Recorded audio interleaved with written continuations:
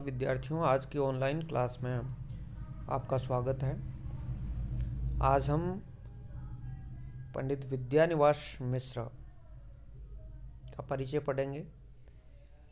इनका निबंध मेरे राम का मुकुट भीग रहा है आपके पाठ्यक्रम में शामिल है। विद्यानिवास मिश्र को भारतीय रूप रस गंध से सराबोर ऐसे विद्वान विद्यानिवास मिश्र, जिन्होंने अपने चिंतन, मनन, अध्ययन और अभिव्यक्ति की क्षमताओं से न केवल हिंदी और संस्कृत साहित्य को समृद्ध किया, बल्कि विशिष्ट निबंधकार, गंभीर चिंतक, भाषाविद, भारतीय संस्कृति के व्याख्याता, लोक और शास्त्र के अद्वितीय प्रवक्ता और संपादक के रूप में उन्होंने भाषा विज्ञान, साहित्य, धर्म, संस्कृति, कला, प्रशासन, पत्रकारिता आदि क्षेत्रों में निरंतर उभरने वाले अंतर्विरोध तथा जटिलताओं से टकराते हुए, उनसे लड़ते हुए चिंतन की ऐतिहासिक प्रणाली के लिए राह बनाए। यानी वो सब कुछ थे। उन्होंने हिंदी साहित्य में वो एक अच्छे निबंधकार के रूप में पहचाने जाते हैं, पर वो एक अच्छे भाषाविद भी थी, भारतीय संस्कृति के व्याख्याता थे, लोक और शास्त्र के अद्वितीय प्रवक्ता थे, संपादक भी रहे। उन्होंने पत्र पत्रिकाओं का भी संपादन किया है। साहित्य, धर्म, संस्कृति, पत्रकारिता, कला, प्रशासन के ज्ञाता थे। तो इस प्रकार वो केवल उन्हें हम निबंधकार नहीं कहेंगे, वो एक अच्छे आलोचक भी थे। उनके निबंध जो अधिकांशतः ललित निबंध हैं, जिस प्रकार हजारी प्रसाद द्विवेदी की राह पर चले हैं। इन्होंने नए पुराने के बीच सामंजस्य बिठाया है और एक नई चिंतन धारा विकसित की है। अपने व्यक्ति व्यंजक निबंध या ललित निबंधों का आदर्श प्रतिमान खड़ा किया है और परंपरा और आधुनिकता के साथ चले हैं। पुरुषोत्तम दास टंडन, मदन मोहन मालवीय की परंपरा की कड़ी में हिंदी की मशाल जलाए रखी। इन्होंने हिंदी भाषा को हमेशा ही समृद्ध किया है। हम इनके बारे में जानते हैं तो 14 जनवरी 1926 को गोरखपुर के पकड़डीहा गांव में इनका जन्म हुआ था और 14 फरवरी 2005 को इनका निधन हुआ। मिश्र जी को अपने रचनात्मक व्यक्तित्व को जन्मने वाले बीज इसी गांव की धरती से मिले, पकड़डीहा। वे वाचिक संप्रेषण में पले बढ़े। वाचिक संप्रेषण होता है कि हम किसी को सुनते हैं और सुनाते हैं। माँ, दादी, बाबा, नानी आदि वाचिक स्रोतों से उन्होंने लोक के गर्भ पे छिपे अज्ञात रहस्यों का अर्थ पाया। घर पे ही वो परंपरागत बातें, वो शिक्षा इनकी गाँव में पढ़े, फिर गोरखपुर में, फिर इलाहाबाद यूनिवर्सिटी में उस शिक्षा प्राप्त की। संस्कृत के ये ज्ञाता थे और हिंदी के भी। तो संस्कृत में स्नातकोत्तर डिग्री प्राप्त कर प्रारंभ में हिंदी साहित्य सम्मेलन में कोश कार्य किया। हिंदी का कोश कार्य, कोश निर्माण।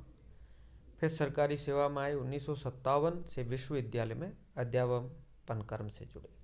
गोरखपुर विश्वविद्यालय, संस्कृत विश्वविद्यालय, आगरा विश्वविद्यालय, काशी हिंदू विश्वविद्यालय, काशी विद्यापीठ और फिर संपूर्णानंद संस्कृत विद्यालय में प्राध्यापक, आचार्य, निदेशक, अतिथि आचार्य और कुलपति पदों पर रहे। फिर नवभारत टाइम्स के प्रधान संपादक हुए।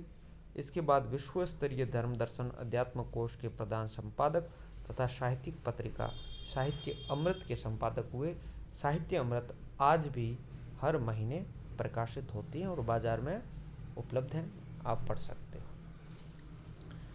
तो इन्होंने बहुत विश्वविद्यालयों में पढ़ाते पढ़ाते हिंदी साहित्य के लिए अपना सब कुछ अर्पित कर दिया। मिश्र जी के कर्म क्षेत्र बदलते रहे, बसेरे बदलते रहे, मगर भारतीय उदारता, त्याग, मेहमानबाजी और गंगा जमुना के तट पर बहने वाली अनवरत संस्कृति उनके समूचे व्यक्तित्व और कृतित्व में समाई रही। संस्कृत भाषा के वैभव, हिंदी की असीम ऊर्जा और लोक जीवन की समरसता से उन्होंने अपने लेखन को बिल्कुल अलग श्रेणी में खड़ा किया। हमें हिंदी में अच्छा लेखन करना है, अच्छा लिखना है, तो हमें संस्कृत साहित्य की जानकारी होनी चाहिए, या फिर हमारी परंपरा की, हमारी संस्कृति की, और उन ग्रंथ, महान ग्रंथों की, उन महाकाव्यों की, जिससे हिंदी अपना प्राप्त कर रही है, सामग्री प्राप्त कर रही है, आधार प्राप्त कर रही है। संस्कृत में जन्मने और उसी में पलने और शिक्षित होने वाले मिश्र जी ने सृजन के लिए हिंदी के घर में बैठने का संकल्प लिया। आजीवन हिंदी के लिए जिए। हिंदी को समुचित स्थान दिलाने के लिए अदम्य लालसा, उनकी हारी हुई लड़ाई को जीत में बदलने की बेचैनी, हिंदी का हत स्वाभिमान वापस लौटाने का संकल्प उन्हें हिंदी विरोधी मानसिकता के विरुद्ध खड़ा किए रहा। तो इस प्रकार वह हिंदी की साधना में लीन रहे, हिंदी साहित्य को बहुत कुछ दे करके गए हैं। गांव, कस्बे, देश, प्रकृति, मनुष्य, समग्र लोक और इस लोक के भीतर पनप रही तथा जाल बुन रही महीन भावनाओं के अपार तंत्र का साक्षात्कार कराने लेके अपार साहित्य संपदा सुनी। और उन्होंने बहुत सारे ग्रंथों की रचना की है। 100 से ऊपर किताबें प्रकाशित हैं, जिनमें 75 उनकी मौलिक पुस्तकें हैं और कुछ किताबें जो संपादित हैं, पत्र पत्रिकाओं का संपादन किया है। उनकी जो प्रमुख पुस्तकें हैं, ये ज़्यादातर जो निबंध संग्रह हैं, उन निबंध संग्रहों के नाम हैं अंगद की नियति, चितवन की छां, कदम्ब की फूली डाल, आंगन का पंछी और बंजारा मन, कंटीले तारों के आर पार, कौन तू फुलवा बी न निहारी, गाँव का मन, तुम चंदन हम पानी, मैंने सिल पहुँचाई, वसंत आ गया पर कोई उत्कंठा नहीं, मेरे राम का मुकुट भीग रहा है। ये इस कृति में ही आपका एक जो वो निबंध है, इस शीर्षक से ही मेरे राम का मुकुट भीग रहा है, आपकी पाठ्य पुस्तक जो चेतना का संस्कार है उसमें संग्रहित है।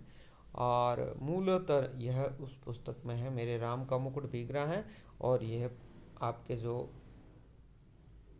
5 निबंध दिए गए हैं उनमें से एक है, विद्यानिवास मिश्र।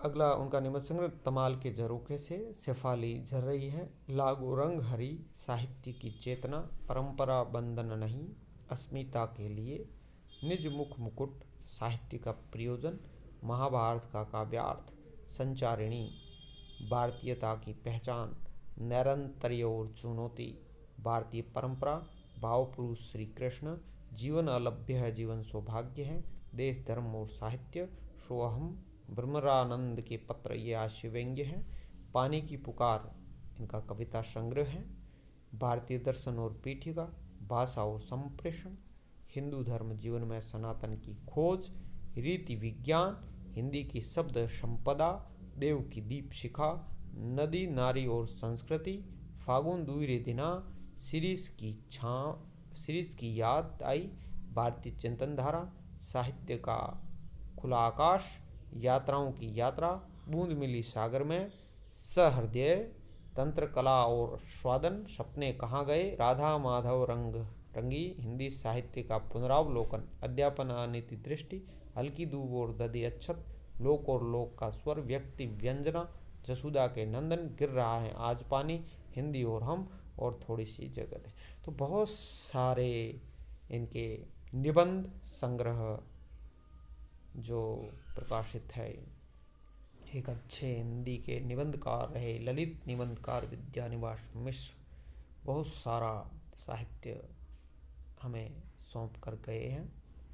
सृजनात्मक स्तर पर मिश्र जी ने शोध, निबंध, आलोचना, संस्मरण, पत्र लेखन, संपादन, कविता आदि क्षेत्रों को अपना महत्वपूर्ण अवदान दिया है। इसमें कुछ कविता संग्रह भी हैं, कुछ संस्मरण रेखा चित्र, कुछ आलोचना की पुस्तकें हैं, कुछ इतिहास की पुस्तकें हैं और शोध संबंधी पुस्तकें हैं।